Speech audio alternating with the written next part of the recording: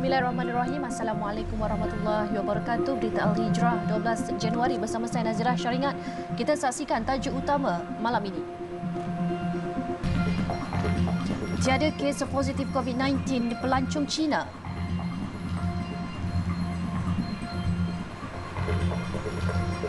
Juga 28 masjid warisan di Melaka tidak tepati arah kiblat.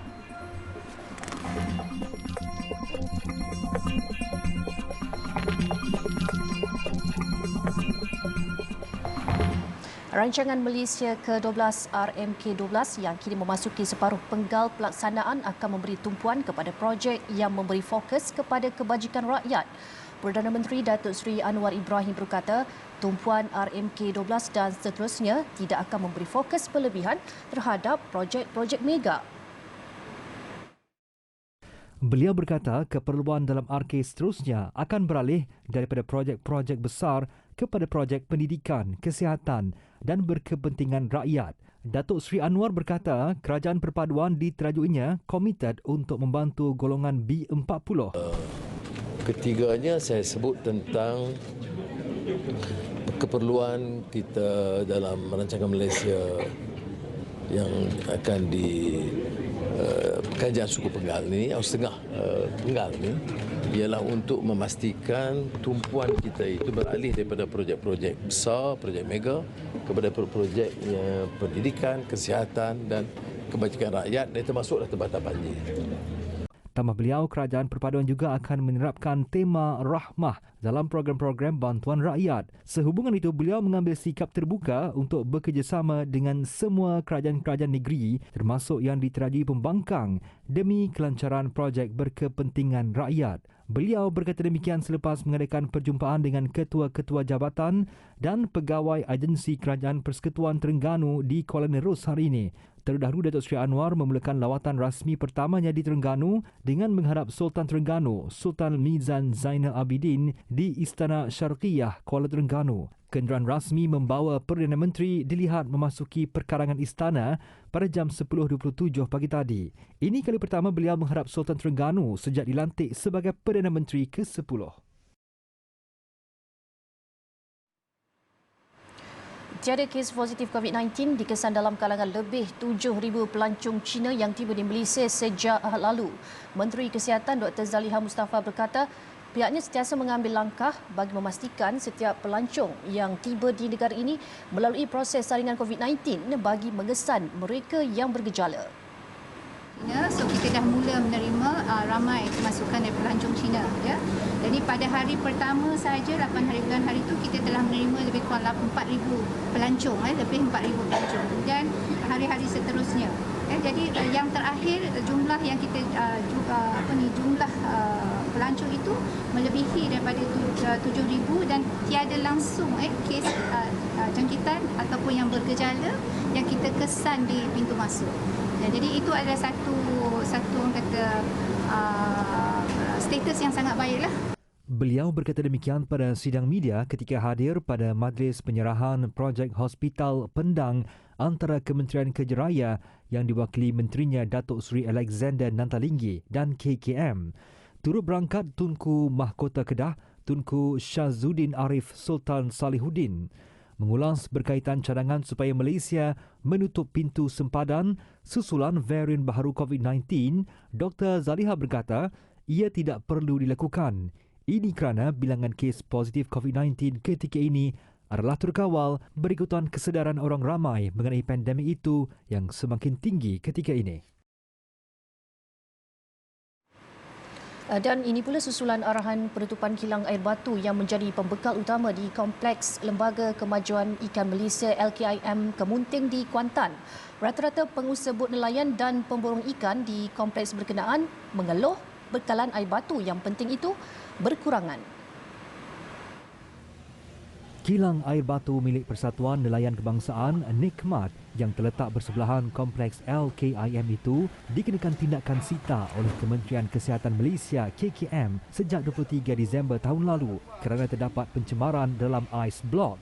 Pemborong ikan Muhammad Azani Abdullah, 50 tahun berkata, keadaan tersebut turut menjadi punca kenaikan harga ikan kerana mereka terpaksa mengambil air batu dari luar yang kosnya lebih tinggi selain risiko ikan rosak akibat bekalan air batu tidak mencukupi.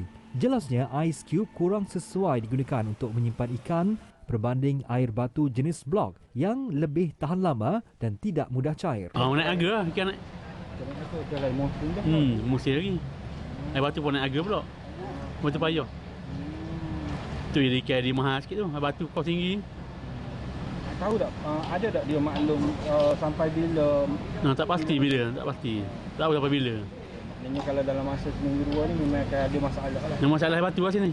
Seorang lagi pemborong, Zakaria Ismail, 55 tahun, berkata masalah ini perlu diatasi segera sebelum hujung bulan ini kerana lebih banyak bot akan keluar menangkap ikan dan menggunakan air batu yang banyak. Justru beliau berharap pihak berkenaan dapat mencari jalan penyelesaian jangka panjang supaya kejadian kekurangan air batu tidak berlaku lagi. Ada sekarang sepak booking lah.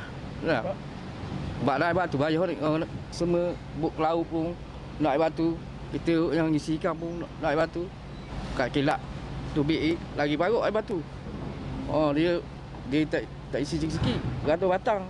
Dalam pada itu, Pengarah Jabatan Kesihatan Negeri Pahang, Datuk Dr. Nur Azimi Yunus dalam satu kenyataan memaklumkan arahan penutupan kilang air batu itu dibuat mengikut Seksyen 4 Fasal 1-G Akta Makanan 1983. Keputusan sampel air batu blok dari kilang berkenaan pada 15 Disember lalu mendapati ada pencemaran mikroorganisma Pseudomonas aeruginosa. Pensampelan ulangan juga telah dijalankan pada 20 Disember lalu dan keputusan sampel yang diterima pada 8 Januari tahun ini masih menunjukkan pencemaran mikroorganisma terbabit. Menurutnya, peruntukan di dalam jadual ke-25A Akta Makanan 1983 kehadiran mikroorganisma Pseudomonas aeruginosa adalah tidak dibenarkan di dalam produk ice block kerana ia boleh memberi kesan yang serius kepada kesihatan, terutama kepada golongan yang mempunyai sistem imun yang rendah. Dalam kenyataan itu, Datuk Dr. Nur Azimi turut memaklumkan premis ini hanya akan dibenarkan beroperasi semula setelah sampel air batu blok dan lesen mematuhi keperluan seperti ditetapkan mengikut Akta Makanan 1983. Seorang kontraktor didakwa di Mahkamah Magistrate Pasir Putih hari ini atas pertuduhan membunuh seorang lelaki di Kampung Saring, Pasir Putih pada Ogos 2021. Tertuduh Tuan Muhammad Rizwan Tuan Muhammad 34 tahun hanya mengangguk faham ketika pertuduhan dibacakan di hadapan Magistrate Muhammad Izzuddin Muhammad Syukri. Mengikut pertuduhan, Tuan Muhammad Rizwan dituduh membunuh Cik Sobri Cik Ali, 37 tahun. Perbuatan itu dilakukan antara jam 9.30 malam hingga 10 malam di Kampung Saring pada 1 Ogos 2021. Tertuduh didakwa mengikut Seksyen 302 Kanun Keseksaan yang memperuntukkan hukuman mati jika sabit kesalahan. Pendakwaan dilakukan Timbalan Pendakwa Raya Siti Asma Cik Omar, manakala tertuduh diwakili Peguam Wan Muhammad Ikram Wan Ibrahim. Mahkamah menetapkan 12 April sebagai tarikh sebutan semula kes. Media sebelum ini melaporkan mayat seorang lelaki ditemui dengan kesan kecederaan pada bahagian kepala di hadapan sebuah rumah di Kampung Cengal Batu, Pasir Putih pada 1 Ogos 2021. Mayat lelaki berusia 37 tahun itu dijumpai dalam keadaan terlentang di kawasan itu kira-kira pukul 9.30 malam. Hasil bedah siasat mendapati kematian mangsa disebabkan kes hentakan di kepala dan kes disiasat mengikut Seksyen 302 Kanun Keseksaan. Lesen jurulatih pasukan bola tampar wanita Melaka bawah 14 tahun yang menampar dua pemainnya dibatalkan. Menteri Belia dan Sukan Hannah Yuh berkata, jurulatih itu yang juga seorang guru tidak lagi dibenarkan menjadi jurulatih sukan tersebut termasuk untuk murid sekolah.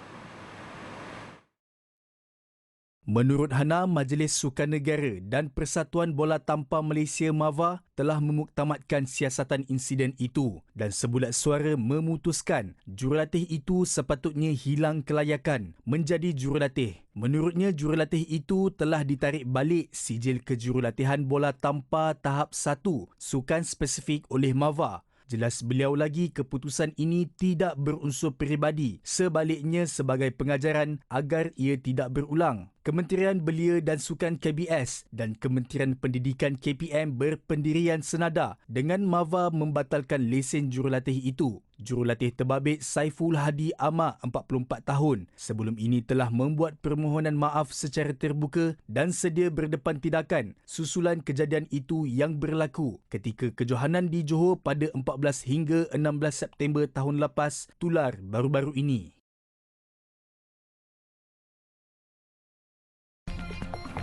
Penerokaan unsur nadir bumi, apa kata penduduk tempatan? Alhamdulillah, bertemu kembali. Majlis Agama Islam Melaka MAIM mengesan 28 masjid warisan yang sudah berusia lebih 100 tahun di negeri itu tidak menepati arah kiblat yang sebenar. Mufti Negeri Datuk Abdul Halim Tawil berkata, ia berikutan penentuan arah kiblat yang dilakukan sebelum ini hanya bergantung kepada pengiraan tradisional berdasarkan cerapan dan matahari semata-mata. Beliau berkata perkara itu bagaimanapun berjaya dikenal pasti menerusi pemeriksaan secara berperingkat yang dilakukan Jabatan Mufti Melaka serta Jabatan Ukur dan Pemetaan sejak 4 tahun lalu sebelum ia diperbetulkan. Katanya berdasarkan semakan yang dilakukan, arah kiblat 28 daripada 55 buah masjid warisan yang berusia 100 tahun itu tersasar melebihi antara 3 hingga 18 darjah dari arah sebenar. 55 buah masjid warisan. 55 masjid warisan yang lebih berusia 100 tahun. Dan bila kita dapati hampir 50% daripada masjid yang kita semak tadi arah kiblatnya melebihi 3 darjah.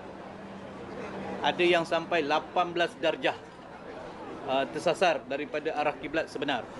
Jadi proses kita ialah kita memberi penjelasan kepada masyarakat, kemudian kita membetulkan arah kiblat yang sedia ada dengan cara yang paling cepatlah, kerana benda tu memang dah kita nampak tersasar. Bukan bererti orang dulu salah, tetapi pada ketika itu tak ada badan yang mengawal, tak ada teknologi yang canggih seperti alat total station, kompas dan sebagainya, dan kemungkinan pada ketika itu mereka membuat penentuan arah kiblat berdasarkan cerapan matahari ataupun penentuan bayang dibuat secara tradisional. Beliau berkata demikian pada sidang media selepas majlis penyerahan sijil arah kiblat dan penarafan bintang di Semabuk Melaka yang disempurnakan oleh Timbalan Pengurusi MAIM Datuk Madrawi Mahmud. Mengulas lanjut, Datuk Abdul Halim berkata antara 28 masjid warisan terbabit yang sudah diperbetulkan arah kiblat adalah Masjid Al-Abrar Semabuk, Masjid Kampung Hulu, Masjid Kampung Keling, Masjid Laksmana Hang Tuah, Duyong dan Masjid Serkam. Dalam perkembangan sama, beliau berkata setakat ini pihaknya sudah menerima permohonan daripada lebih 150 premis dan 80 buah rumah untuk melakukan pemeriksaan semula arah kiblat. Umat Islam yang berminat untuk mendapatkan perkhidmatan itu dikenakan caj RM100, manakala premis perniagaan, surau dan masjid pada kadar RM200. Penduduk berdekatan Bukit Enggan akur dengan keputusan kerajaan negeri yang mahu memulakan aktiviti penerokaan unsur nadir bumi REE di bukit itu. Penduduk yang ditemui berita Al-Hijrah berkata mereka sudah menjangkakannya kerana terdapat beberapa buah kenderaan dan sebuah lori yang membawa bahan dipercayai untuk tujuan penerokaan REE sudah dibawa ke kaki bukit berkenaan sejak semalam. Penduduk Kampung Chong, Zulkifli Hassan, 54 tahun berkata dia melihat lori yang membawa masuk bahan itu dalam guni putih dan kemudian ditinggalkan di kaki bukit itu. Katanya penduduk akur kerana penerokaan kali ini adalah secara sah dan berharap dapat memberi peluang pekerjaan kepada anak tempatan yang rata-ratanya hanya penoreh getah. Kita terpaksa akur, kita terpaksa terima lah, kita tak boleh nak kata tak bagi kan. Jadi kalau bolehnya kita nak ni pula lah. Kita nak apa? Imbuhan daripada laluan mereka tu. Kalau bolehnya penduduk adalah merasa sikit habuan daripada kerja buat mereka tu. Sementara itu, penerus getah Muhammad Rajab Hamzah, 63 tahun berkata dia berharap syarikat yang bakal menjalankan aktiviti penerokaan REE dapat mengadakan perjumpaan dengan penduduk terlebih dahulu bagi memberi pemahaman mengenai kesan alam sekitar apabila projek itu dimulakan kelak. Dia juga berharap projek ini tidak mengganggu ekosistem hutan dan sumber bahan mentah yang digunakan penduduk sebelum ini. Ada orang, sebut orang kampung lah no. Duduk kampung kawasan ni. Jadi masalah ada bahaya lah. Apa sungai ke, kita orang kampung tu kan jaga ayam makan. Kita tak tahu, lepas tu ke debu lah. Kena lalu depan rumah tangga. Dalam pada itu, penduduk Muhammad Mursyidi Morad, 71 tahun berkata, beliau turut berharap agar syarikat yang melaksanakan projek itu dapat mengambil langkah sewajarnya mengenai keselamatan penduduk. Katanya keselamatan dan kesihatan penduduk adalah isu penting yang harus dibincangkan bersama penduduk. Jadi kalau boleh, pihak kami penduduk sini nak berjumpalah dengan pihak yang bertanggungjawab. Pihak bertanggungjawab atas syarikat ni. Mai jumpalah penduduk di sini supaya perkembangannya adalah ganjaran untuk kami cuci debu apa semua pekat kami di rumah ni. Kalau boleh. Tinjauan di kaki Bukit Enggang mendapati lori yang membawa bahan dipercayai akan digunakan untuk penerokaan REE diparkir di kaki bukit berkenaan. Beberapa guni bahan itu sudah diturunkan dan terdapat bahan seperti garam dipercayai berasal dari Maba Kuijiang, Guangdong, China. Kedah dianggarkan mempunyai simpanan REE tidak beradioaktif bernilai lebih 60 bilion ringgit di kawasan sekitar Sik dan Ulu Muda. Dengan bahan itu boleh dilombong tanpa perlu menebang pokok atau menjejaskan alam sekitar. Keluarga yang terlibat dalam kebakaran 3 buah rumah di Kampung Simpang 3 Gombak yang meragut nyawa 2 beradik awal bulan ini menerima bantuan sebanyak RM10,000. Sumbangan itu disampaikan Yayasan Dakwah Islamiah Malaysia Yadim siang tadi. Ketua Pegawai Eksekutif Yadim, Tuan Kamarul Arif Tuan Soh berkata, sebanyak 3 keluarga terlibat menerima bantuan berbentuk wang tunai, keperluan rumah dan makanan ruji. Sumbangan itu menzahirkan rasa takziah dan bersimpati ke atas sedugaan yang menimpa keluarga terbabit.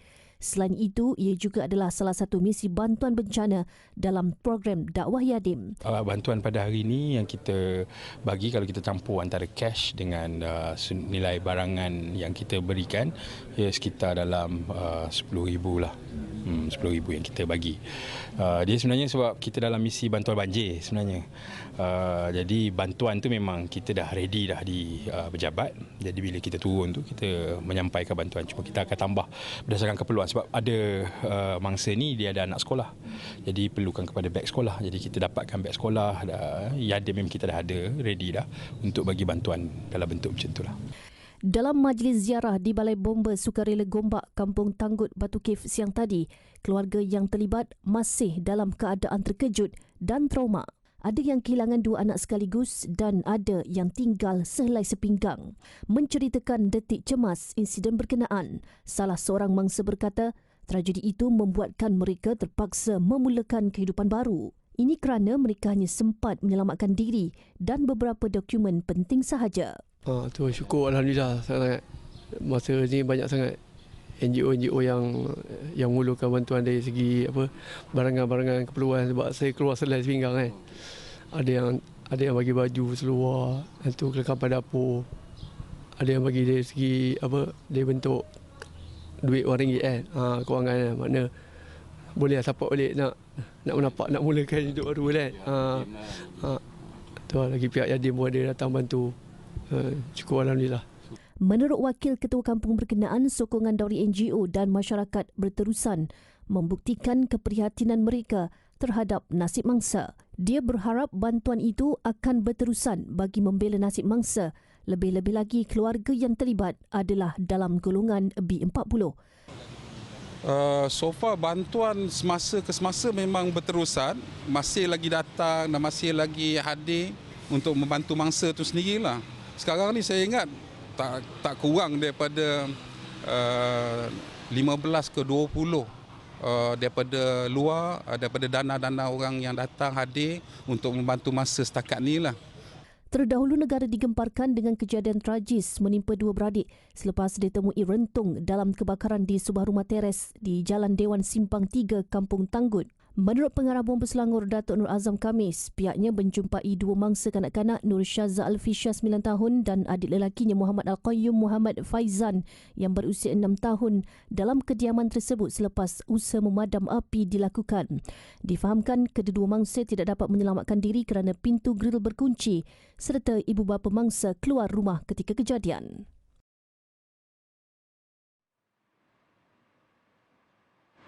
Hub percetakan Al-Quran terbesar di Malaysia, Nashrul Quran, komited dalam menghasilkan mushaf Al-Quran yang berasaskan motif Nusantara yang indah dan mengagumkan.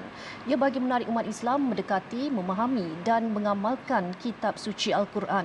Selain mampu mengeluarkan 1.2 juta naskah setahun, mushaf Al-Quran yang dicetak turut menampilkan seni kaligrafi reka bentuk motif budaya tempatan mengikut latar belakang dan budaya negeri atau negara masing-masing.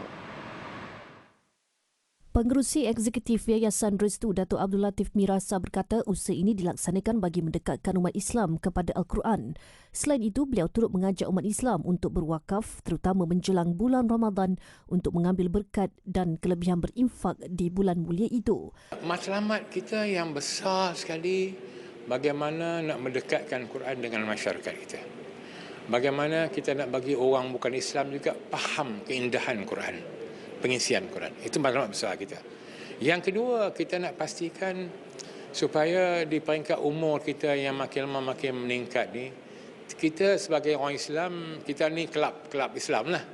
Kelab Islam ni maknanya kalau dia tak boleh baca Quran dengan baik, tak memahami Quran, hidupnya akan menjadi stres. Sebab itu kita rasa kita perlu memastikan bahawa bukan sekadar baca Quran, memahami Quran. Jadi sekarang prosesnya untuk kita wakaf dan orang kita tadabbur Quran. Jadi kita ada program. Tambah beliau, Nashrul Quran kini dalam persiapan untuk menganjurkan Restu Global Quranic Art Festival. Festival itu bertujuan menyemarakkan keindahan mushaf Al-Quran menggunakan seni artifak tempatan. Restu Global Quranic Festival iaitu pameran seni Al-Quran dan himpunan artifak dunia Islam terbesar akan berlangsung pada 20 hingga 29 Januari di Nashrul Quran Putrajaya. Terdahulu, Yayasan Restu menerima kunjungan hormat Ketua Pegawai Eksekutif TV Al-Hijrah Namazi Haris bersama kaki tangannya di Kompleks Nashrul Quran di Putrajaya.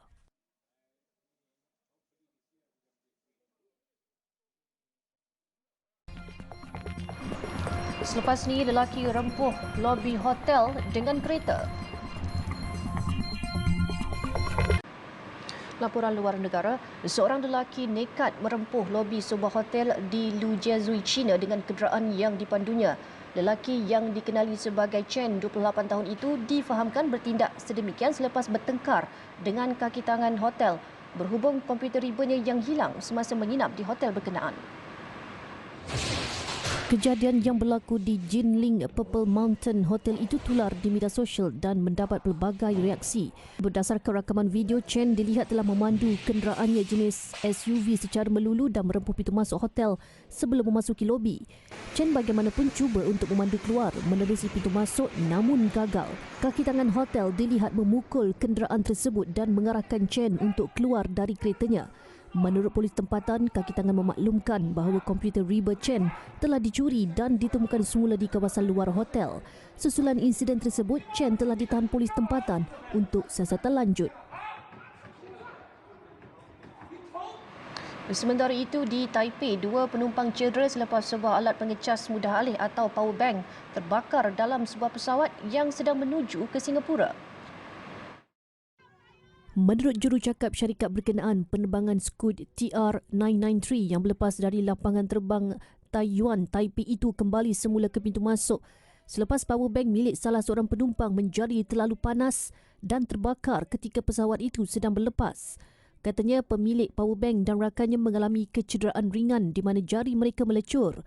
Bagaimanapun, kedua-dua mangsa itu telah diberikan bantuan perubatan. Syarikat penerbangan terbabit menjadualkan semula penerbangan dan menyediakan penginapan serta makanan kepada penumpang yang terjejas. Mereka turut memohon maaf atas kejadian itu dan berkata siasatan lanjut berhubung insiden terbabit sedang dijalankan. 9 maut manakala 3 lagi cedera dalam kemalangan jalan raya di barat daya Colombia. Difahamkan insiden berlaku apabila sebuah van kargo melanggar bas mini perkhidmatan awam yang telah memasuki jalan bertentangan. 7 mangsa maut di tempat kejadian manakala 2 lagi meninggal dunia semasa dibawa ke hospital. Menurut Komander Polis Huila, Kolonel Gustavo Camargo, kemalangan berlaku disebabkan oleh permukaan jalan yang licin.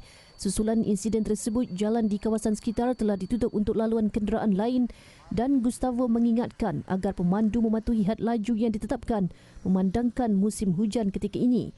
Dalam pada itu, menurut Agensi Keselamatan Jalan Raya Kebangsaan negara tersebut, kemalangan jalan raya merupakan salah satu punca utama kematian di Colombia.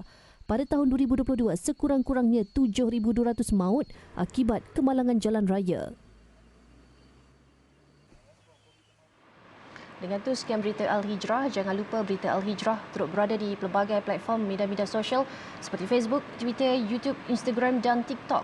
Layari alhijrahnews.com untuk lagi kupasan mendalam berita dalam dan luar negara serta artikel eksklusif. Saya Nazira Syaringat. Assalamualaikum dan selamat malam.